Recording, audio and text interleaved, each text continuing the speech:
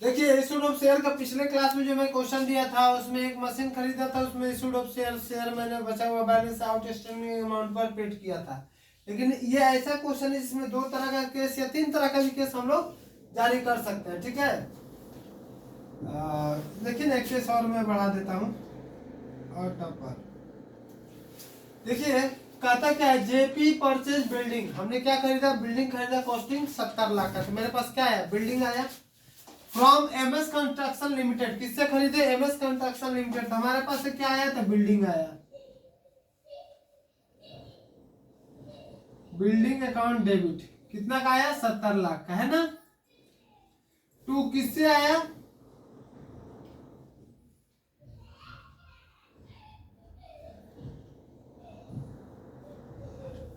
MS construction limited. Narration क्या लिखेंगे, being purchase asset, है ना।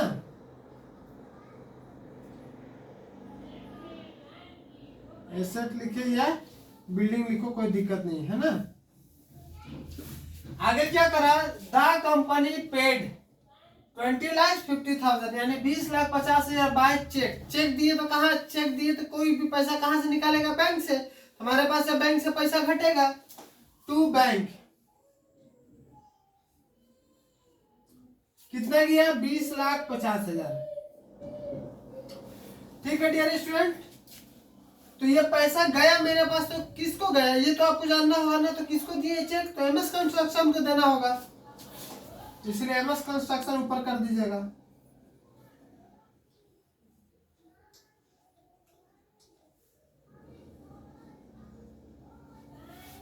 नरेशन लिख देंगे, being paid cheque by bank के थ्रू हमने चेक दे दिया। आगे जरा देखिएगा,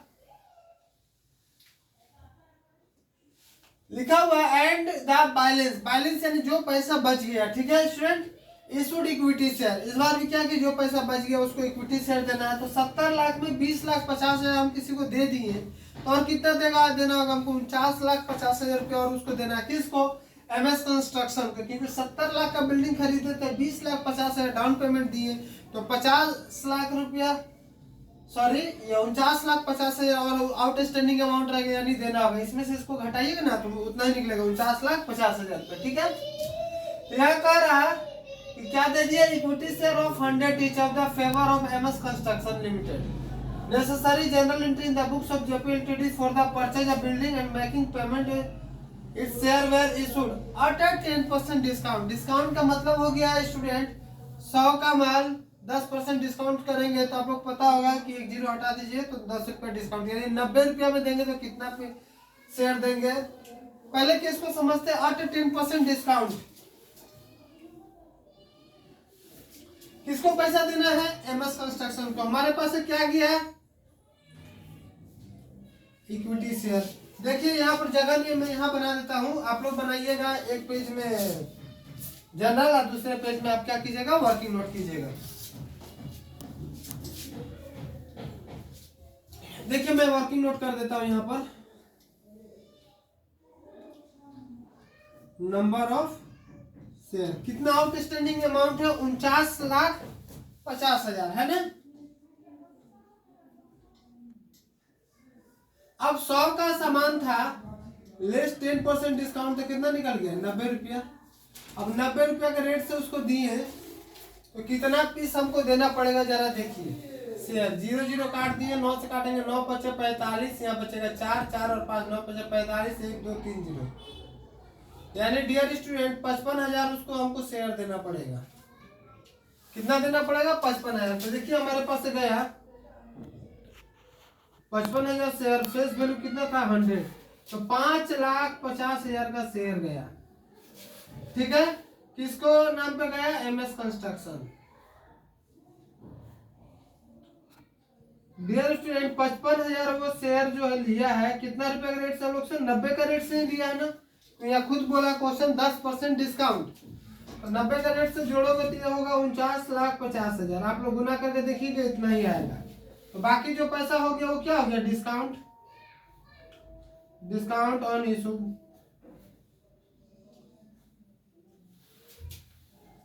55,000 गुने 10, 5,50,000। ठीक है, यहां लिख दीजिएगा बीइंग पेड इक्विटी शेयर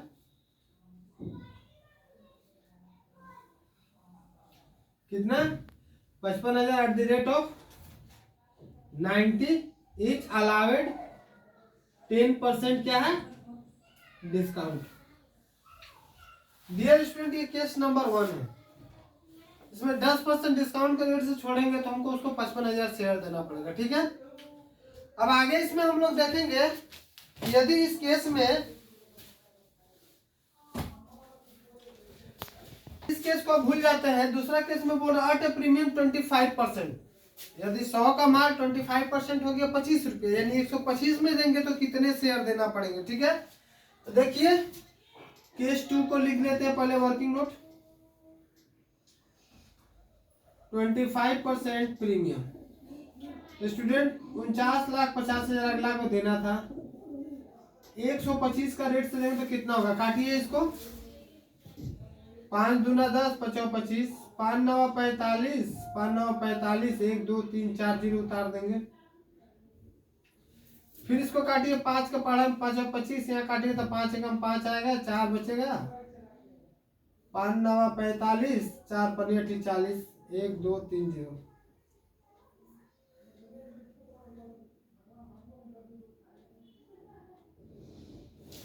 अब देखिए 5 से फिर काटेंगे तो यहाँ हो जाएगा 5 3 15, यहाँ बचेगा कितना, 4 5 9 45, 5 36 00, यानी डियर स्टूडेंट 39,600 शेयर उसको हम लोग देंगे। किस कब, जब 25% का सिक्योरिटी प्रीमियम बोले तब। इतना बन गया, इसका आगे मैं इसको मिटा देता हूँ ताकि इसका एंट्री मैं यहाँ बना देता हूँ, आप लोग के लिए राहत रहेगा। तो फिर से इस केस को भूल गए, केस नंबर बी में क्या बोल रहा है, एमएस कंस्ट्रक्शन को पेमेंट करना है, कितना टिकट 39,600 वो लिया है, कितना का रेट से लिया है 125 का रेट से।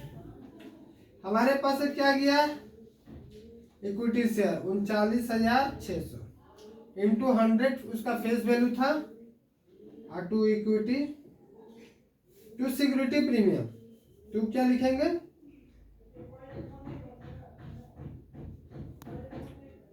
39,600 गुना 25 रुपया। तो ये दोनों इससे गुना करोगे स्टूडेंट आएगा 49,50,000, आप मल्टीप्लाई कर लीजिएगा। अब क्रेडिट साइड में जाएगा, देखिए यह कितना जीरो है, 1 2 3 4, तो 1 2 3 4 लिख दिए, और 396 कम 396, यानी 3,96,000 का शेयर जाएगा।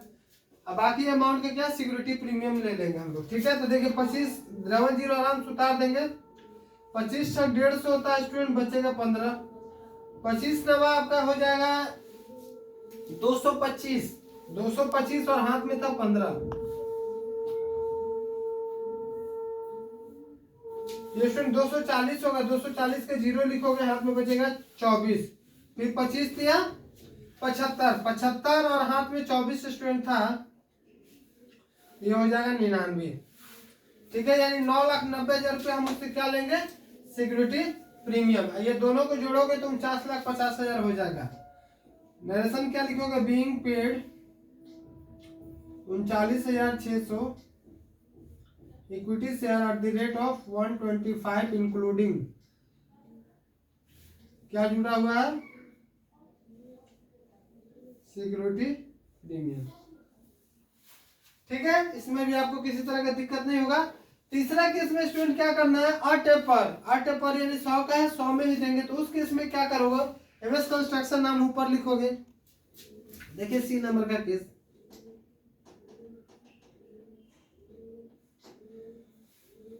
तो क्या देंगे इक्विटी शेयर, तो यहाँ पर भी पता करना होगा कितना शेयर देना पड़ेगा, तो 49,50,000 रुपये उनको देना है ना हम लोग को। देखिए यही मैं वर्किंग नोट कर देता हूँ, 49,50,000 रुपया देना है, एक टिकट का दाम 100 रुपया है, यानी 49,500 शेयर इस केस में देंगे। यहाँ 49,500 शेयर इंटू 100, ये हो जाएगा 49,50,000 यहाँ भी चढ़ जाएगा 49,50,000। नरेशन लिख लीजिएगा, being paid equity share at the rate of 100 each। अब एक चीज देखोगे, ये तीनों केस मैं इसमें इसलिए बता दिया क्योंकि आपको तीनों टाइप का प्रश्न को समझ में आ जाना चाहिए कि मैंने सिंपल सी बात है, बिल्डिंग खरीदा 70 लाख का, 20,50,000 रुपया डाउन पेमेंट दे दिया, तो और 49,50,000 रुपये हमको देना है। तो 49,50,000 रुपया देना है, तो पहला केस में बोला 10% डिस्काउंट करेंगे, तो 10% डिस्काउंट यानी 100 का माल 90 में दे रहे हैं, तो 100 का माल 10% डिस्काउंट 90 में दिए तो क्या हुआ, 49,50,000 को 90 से भाग देंगे तो निकल के आ रहा 55,000 से। तो हमारे पास इस केस में 55,000 शेयर जा रहा, 100 करे से 5,50,000 हो जाएगा। एमएस कंस्ट्रक्शन का 55,000 शेयर 90 का रेट से वो लिया है, तो 49,50,000 रुपये हुआ। बाकी जो पैसा बच जाता है वो डिस्काउंट, फेस वैल्यू से कम जो गया वो डिस्काउंट चला गया। अब यहाँ देखिए फेस वैल्यू से अधिक ले रहा है, दूसरा केस में कहा 25% प्रीमियम, प्रीमियम यानी 100 का माल 125 में, तो यहाँ पर देखिए केस 2 में मैं लिखा हूँ 25% डिस्काउंट, 49,50,000 को इस बार 125 से डिवाइड करेंगे तो पता चला कि 39,600 शेयर देना पड़ेगा। हमारे पास 39,600 शेयर गया, 100 का रेट से 3,96,000। सिक्योरिटी प्रीमियम हमेशा क्रेडिट होता है, याद रखिए, डिस्काउंट डेबिट होता है, सिक्योरिटी प्रीमियम क्रेडिट होता है। 39,625 का रेट से गुना करोगे तो 9,90,000 रुपया जो भी है।